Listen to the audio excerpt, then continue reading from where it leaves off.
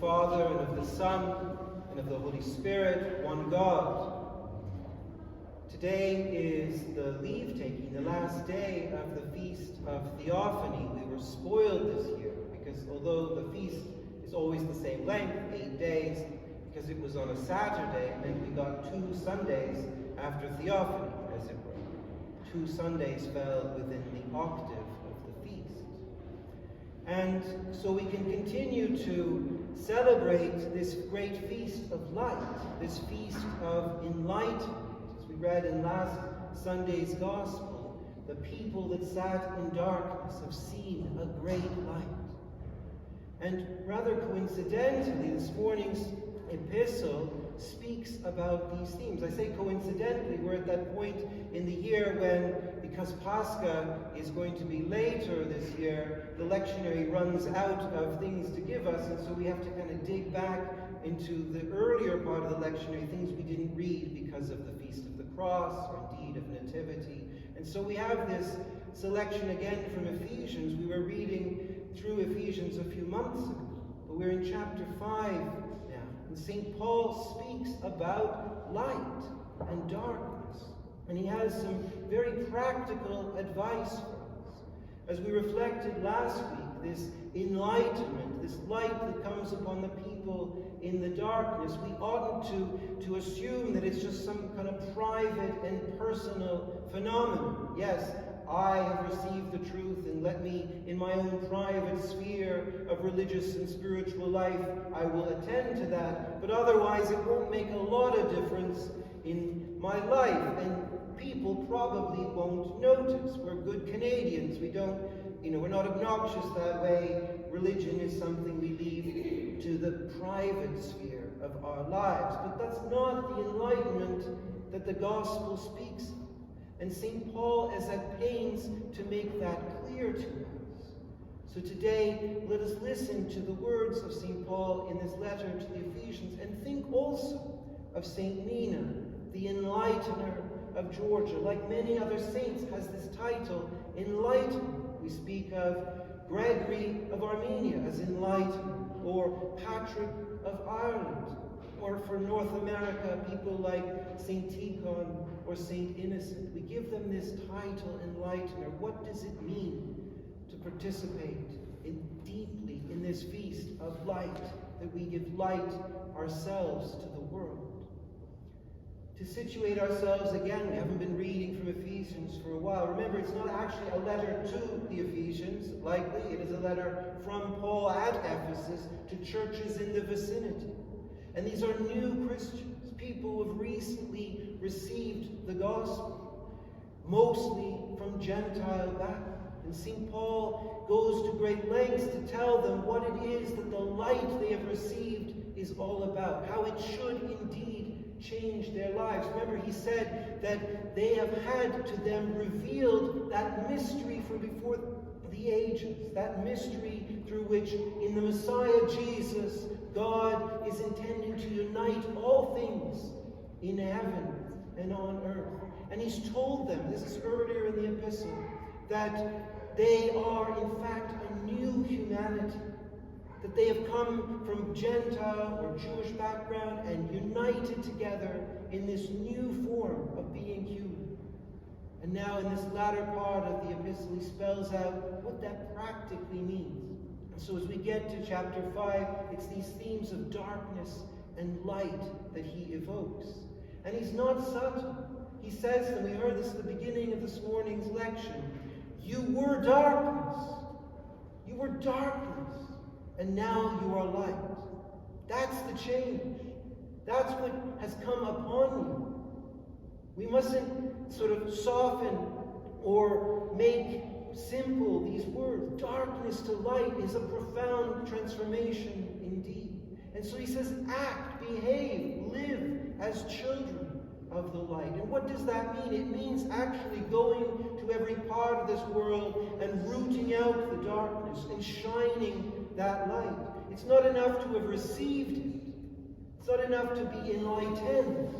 You must be enlighteners, ones who bring the works of darkness into the light and expose them, St. Paul says. And this is precisely the work of an enlightener.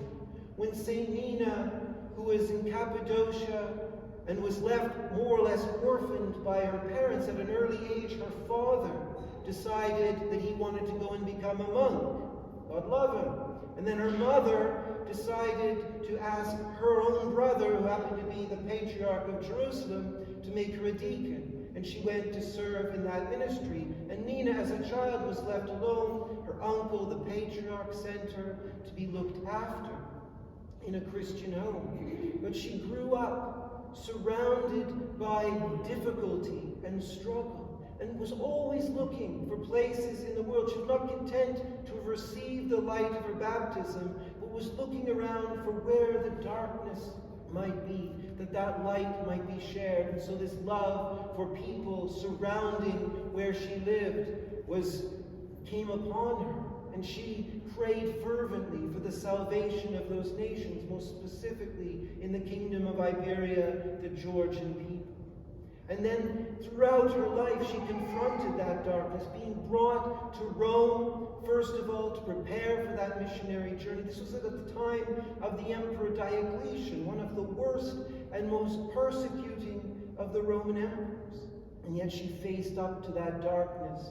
And despite her own reluctance, her own timidity, she always went to where that darkness was and purposed to shine that light of Christ. Well, St. Paul goes on to talk about what else that light means. He says that we must discern the will of God. He sets up three oppositions. He says, don't be unwise, but be wise. Don't be foolish, but discern the will of God. And then thirdly, don't be drunk, but be filled with the Spirit. And this set of three things is not accidental. St. Paul almost always has something of the scriptures in the back of his mind. And as we think about those things, we might be thinking, well, be wise. Well, that must be for only a certain number of people. The philosophers, surely. Those who have great wisdom, great understanding. Those who have been gifted with profound understanding or intelligence. But that's not what St. Paul is talking about. In the background to this set of three things, almost certainly, is Exodus chapter 31, when the Lord is telling Moses how to go about constructing the tabernacle as a place of meeting, where God's presence would dwell, where the Ark of the Covenant would be set up. And when it comes to those people designing and crafting the tabernacle and the Ark, he says precisely these three things. They must be wise, not unwise.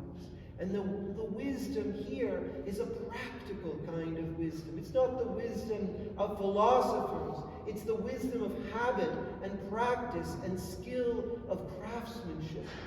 A wisdom that comes from a day in and day out practice. Because the wisdom in Exodus refers to those people who take base metals and craft them into the beautiful decoration for the ark and for the tabernacle that they were constructing. It doesn't require deep, reflective, philosophical wisdom, but habit, practice, discipline, day in and day out, doing the things that we're called to do. And that's precisely what Nina experienced in her life. Because her first reaction to her call from God and from the Mother of God to go and do the thing that she had been asking that they look after, that is to say, enlighten the Georgian people. When they said, well, then you go and do it. She said, how can I? I'm just a girl. I'm just a person without education, a person without depth of knowledge. Surely you mean someone else. And no, they assured her that her own prayerful, disciplined, ascetic life and practice was precisely what prepared her. And she went and she fulfilled that mission, not because of great strength or worldly wisdom, or indeed power in light of the world's own oppressive powers, but simple faith, a faith born of prayer, a faith born of this practical kind of wisdom through which she crafted a proper Christian life. And so, although she had no worldly strength, she was able to convert a whole kingdom. She was able to go and to heal and minister to people. And when finally the king of Iberia himself saw this at work, he himself converted. And so Georgia became the second of the Christian nations, not long after Armenia and the work of St. Gregory the Enlightener there, just south of where St. Nina ministered. The third thing that St. Paul talks about in the epistle is that he encourages the people, these new Christians, these newly enlightened ones, to draw strength from community and from worship. He says, sing psalms and hymns and spiritual songs, and always give thanks in the Lord. The word give thanks there is, of course, Eucharist. This is a liturgical foundation to being the new enlightened people of God. So where do you get the practical wisdom? Where do you get the power to shine light in the darkness? It's precisely in liturgy, in worship, in the community of faith, where the scriptures are opened, where the bread is broken and shared, where we give thanks to God and we sing psalms and hymns and spiritual songs. Together we draw that strength. And so worship or liturgy is not that place we go when we happen to feel like it, or once in a while maybe we'll go back to kind of strengthen or resource ourselves. It's precisely the thing we must go to all the time, because that's where that practical wisdom is formed. It's where we learn and receive the light that we can go and shine light in the world. And so too, Nina's own life just demonstrates that. A life of prayer and worship where she was strengthened by community in Cappadocia first, then in Jerusalem, and in the community of her uncle, the Patriarch of Jerusalem, then in Rome, and then when she went, accompanied by others, to Georgia in a community of faith. As we arrive today at this leave-taking of the feast, let us note that in Greek, the word for leave-taking isn't simply, saying goodbye, but apodosis means to give back. To give back to God what he entrusted to us. This year, again, God entrusted to us this feast, and we celebrated it for 8 days. But when God gives a gift, he doesn't expect to just receive back the exact same thing unchanged. Recall a certain parable about the person who, in ultra-traditionalist sense, buries the treasure and says, I didn't add to it, I didn't subtract from it, God, wasn't that great? Well, it doesn't work out so well for that person in the parable. We're meant to take what God gives to us and use it, to build on it, to trade with it, to risk it. And so, as we give back in this apodosis, this leave-taking of the Feast of Theophany, what can we say to God about what we did with that enlightenment this year? Did we truly take it? Did we allow it to transform us? Did we allow it to fill us? Did we allow it to empower us to go out into the world, knowing that there is no such thing as being enlightened without being enlighteners, like St. Nina gives us the example, like St. Paul instructs us to do? Or did we simply receive, transact, and then hand back literally unchanged what God has given to us, and we are not faithful stewards, faithful servants? No fear if that's what's happened, because this happens again and again. Not only the Feast of Theophany, but every gift, every liturgy, every time and place in the church year, we are given God's grace and light. But let us not assume that it is only for our own personal benefit and private enjoyment, and something which God is only asking us to receive. Because to receive is to give. To be enlightened is to be enlightened. Through the prayers of St. Nina of Georgia, equal to the apostles, may God have mercy on us.